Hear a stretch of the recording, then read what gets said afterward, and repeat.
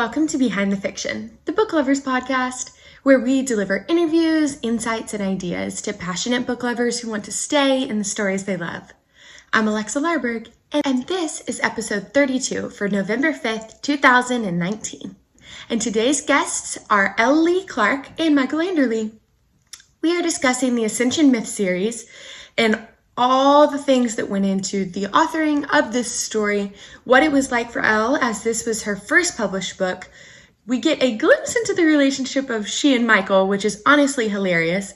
And a side note, if you really enjoyed their back and forth banter, please listen to the author notes for this series. They are hilarious and are like this interview, except a little bit much, a little bit more, a little bit funnier, a little bit better, because they have no moderator. Steve is not there, so they can do whatever they want. You don't want to miss it. So funny, so fun, so informative, and very, very interesting. This series has been a hit since the day it came out. So listen, subscribe to both our podcast and this YouTube channel, and enjoy yourself. Now, let's get to the show. Ell Leigh Clarke and Michael Anderle, welcome back to Behind the Fiction. Woohoo! Thank you. The last time you were here, it was under a different name, Isabella Crowley. So this is Elle's first time as Elle on the show. So welcome, Elle. Thank you.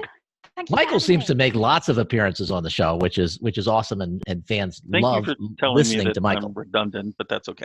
Yes, and Michael's on a podcast tour now, where pretty much every time I need to get hold of him, he is, I'm just getting ready to record with this person or that person or the other person. How's that going? It's going well. We finally got a stand-up behind me, as you can see, for that particular series that we're trying to produce, which is Opus X, of course. And but first, needed to speak with Ell Leigh Clarke, and then I find out we have these to do. And it wasn't so much that I needed to be here, but she needed someone to help her as she went through these interviews. And, you know, it's interesting because I've known Elle for a while, not nearly as well as you do, and I've never really seen this insecure side of her. So can you explain this insecure side to yourself, Elle? I wouldn't label it as insecure, but okay. That was a setup question. You don't actually have to answer it. Elle is a very composed young woman. But go ahead. I have answers. I always have opinions. Great. All right. No, I'm joking. So no, I mean, like the way that this was fired at me was, and in fact, let me read it off. It was something like, "Have you got some time?" This is the way, for those of you who don't read the author notes in Michael and Elle's books, we're going to be talking about the Ascension Myth, so we'll get that out of the way now. That's a 12-book series written by Elle and Michael. And in the author notes, you'll see lots of instances where they just copy and paste Slack conversations. So Elle is falling into that now. This is the way she comes up with some of her content, is to just go to a Slack conversation. Yes, it's because I'm lazy, not because it's hilarious. So Steve goes, "Hey there, do you have time this week to record a shortish 10-minute podcast on the Moonlight Detective Agency series? It's for our Behind the Fiction podcast." So I don't know what any of that is. And so I'm like, "Sure thing. Is it with you? Can I see a past episode so I know how to pitch it? Will MA be there? If he is, I have less prep to do? Also, we have a call in about an hour. We could do it then." So I was kind of more... That was literally it. She did not take a breath between the Slack posts either. I know you were. There were 7 questions with no answer, no room for answers. Right. But anyway, so Michael's here because... Sorry, go ahead.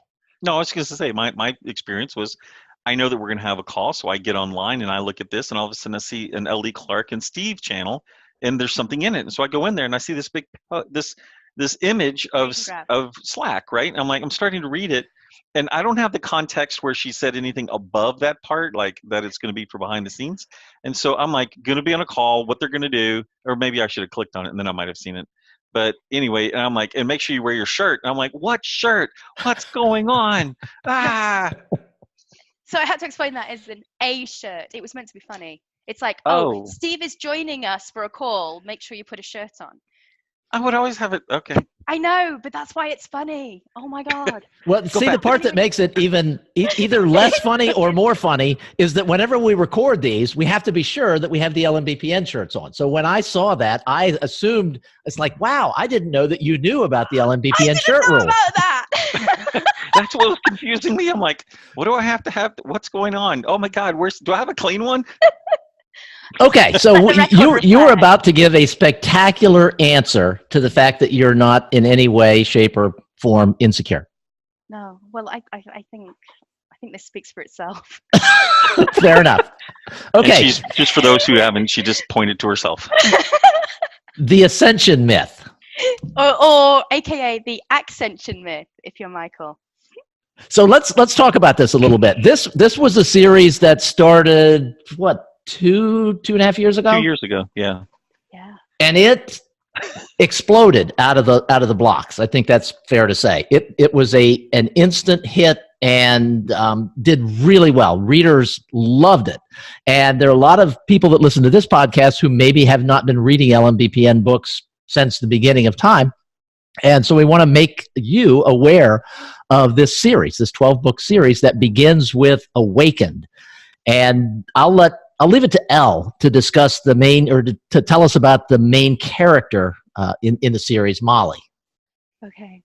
So I think it's safe to say that, like after several iterations and conversations about Molly, apparently Molly is a piece of me as well.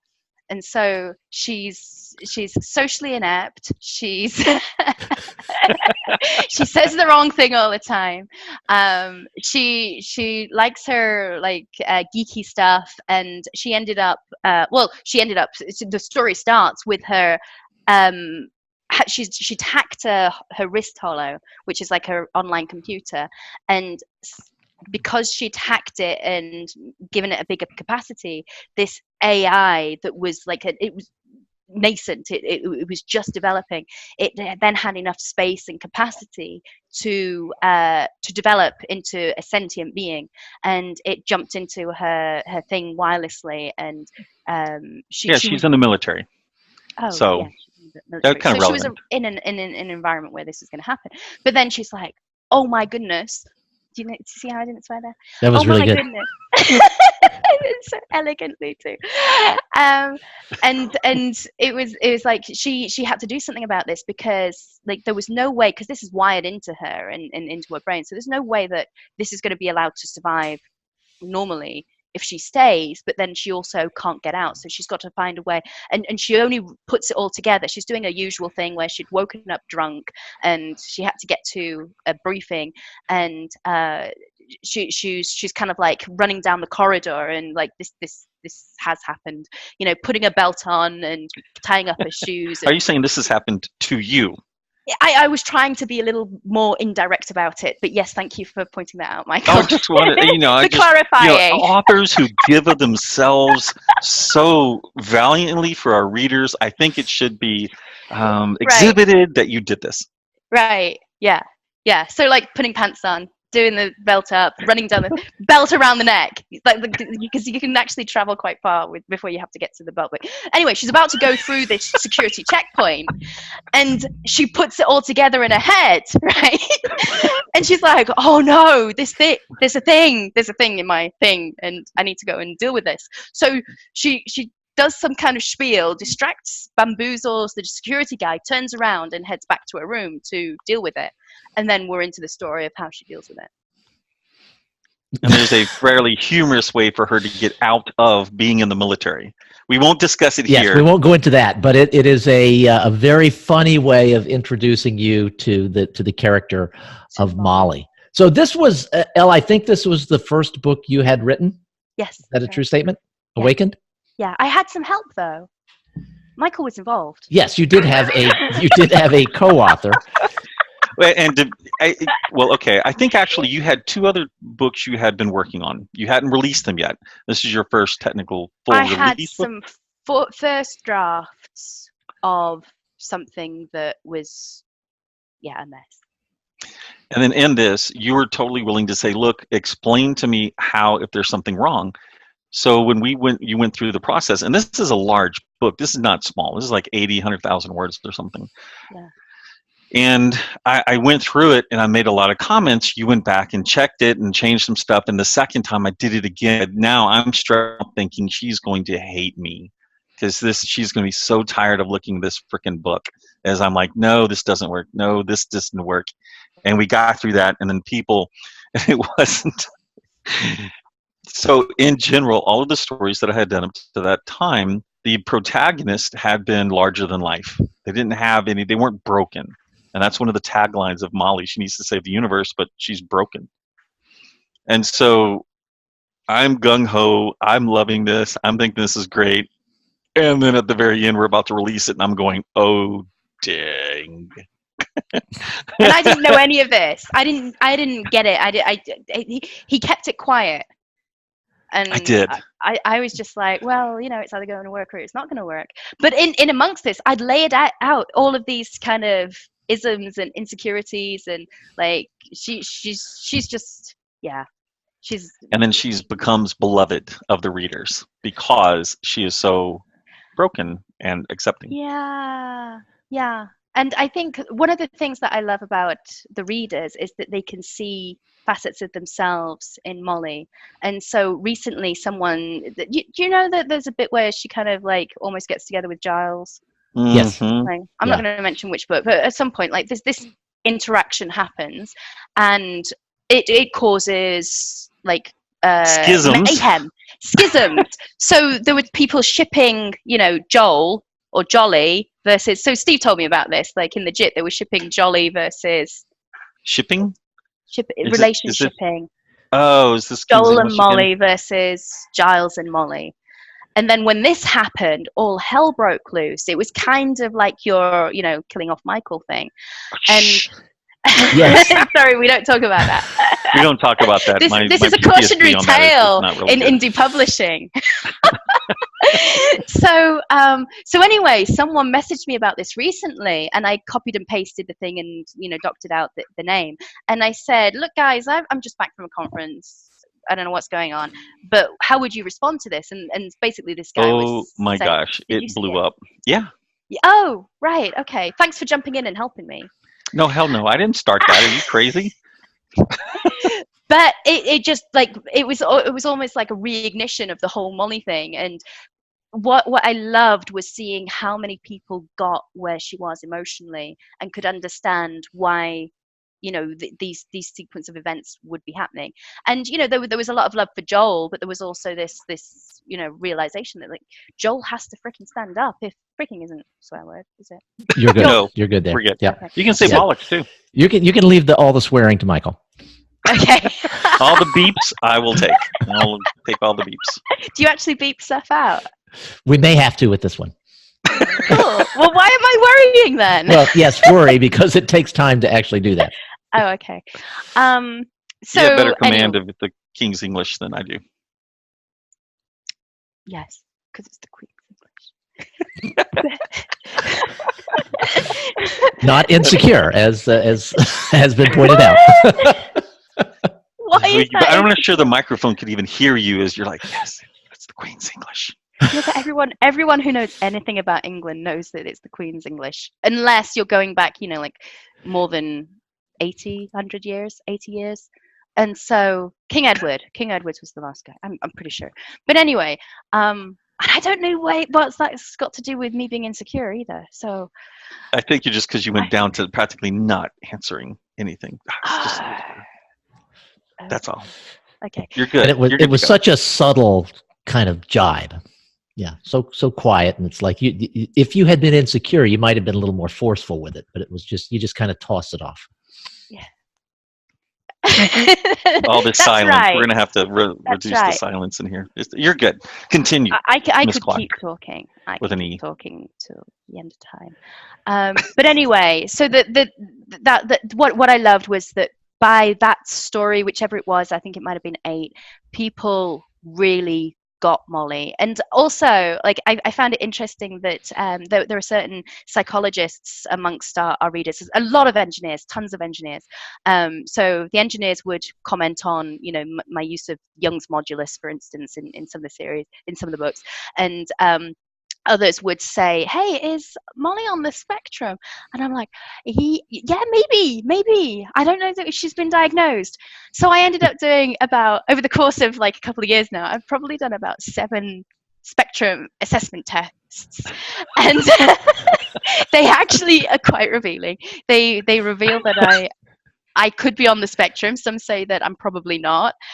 So like there's this gray area. So spectrum is a spectrum, right? And so there's this middle bit where you kind of. So yeah, it was good to learn that about myself. All right, a question for you about writing this series, because I mean, people who read a lot of LMBPN books know that we do this thing with rapid release, and in a lot of instances, books 1 and 2 are written and the third book is being written while the first book comes out. So there's a breather. I don't think you did it that way. I think you just like wrote the first book and then wrote the second book and then wrote the third book as we were releasing them. Something like that. Yeah. No one told me. So it was like hardcore 18-hour a day writing for you for a period of time.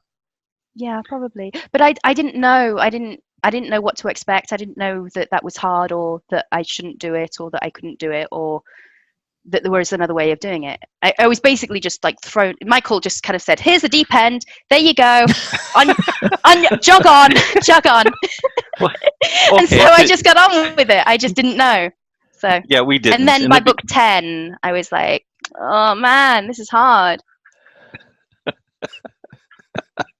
It took me 10 books. Slow work learner. Slower. Sorry. Okay, some of the things that people don't understand. Behind the fiction, Ellie is pretty much probably one of the smartest people I know. I've been on the record multiple times saying that. She's a physicist, and she went to college for it. So if you ever want to talk string theory and some other things with really large, impressive sounds to them, she can probably talk to you about them. But one of the ways that I personally gauge someone's intelligence is I have a hard time explaining myself. And so what's in my head doesn't come out my mouth all that well. It seems like I can type it, but I can't express it verbally. And in so doing, oftentimes I'll stutter and be trying to explain something to Ellie, and like she is now, she'll just stare at me as I'm going through this. And then at the very end, I have this halting that's like, did that make any sense? And then she'll give me like 1 or 2 sentences where she summarizes it succinctly and tells me exactly what in the world I was trying to say. And I'm like, that's genius. But then we'll do things like, you know, what I did find out is we worked on a project for the Michael books, and she swooped in the second book, I think it was, and I said, I need a way to potentially kill this massively powerful vampire. And what I learned out of that is never piss off a physicist. Well, no, there's a difference between like hypothesizing how you might kill a fantasy vampire versus actually going and building a particle collider just to do that thing. So you'll probably say, that's just what went in the book. But you had all these other ideas that made me go, yeah, this isn't really, yeah, no, thank you. Things not to accomplish pissing Ellie off. well, no, I mean, like there's a history of this. I mean, Einstein made this point of like splitting the atom, and you know the military got hold of it, and all of a sudden you've got nuclear weapons. So it's not the physics itself or the physicists themselves who are naturally violent, but it's the people that fund their projects. Okay, so this series, how long were you writing this? Like a year and a half? Something like that. A so year? It was a book and a month. But it was a year. It was just under a year, because it was a book. And then we had spin-offs. So it was about a year. Yes. And for people who aren't familiar with the series, this is part of the Cortherian universe. I remember 2 years ago at the 20 Books Conference. The first 20 Books Conference. Just some jokes. Michael and I had done a podcast a long time ago about 90 days to $10,000 or something like that. And he made some kind of a joke about the revenue that your books had generated in in a short period of time that I won't go into. A shorter period of time with a bigger number. So anyway, Well the books were very successful. If you haven't tried them yet, give them a try. The series, again, is The Ascension Myth. You can find them by searching Ell Leigh Clarke and Michael Anderle's name in Amazon. They're available exclusively at Amazon. I think the first 11 books are on audio now, are out on audio. The 12th is in production now, so they're all in audio, or all will be in audio as well. The first book is Awakened, and if you're anything like the thousands of people who have read this and loved it already, you're going to enjoy this series. So Ell Leigh Clarke, Michael Anderle, thank you guys so much for being here again. Thank you so much, Steve. Thank you.